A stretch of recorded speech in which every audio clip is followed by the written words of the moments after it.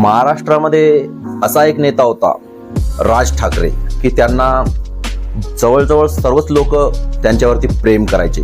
विशेष म्हणजे त्यांच्यामध्ये स्वर्गीय बाळासाहेबांची एक झलक दिसायची आणि त्यांच्यावर प्रेम करणारी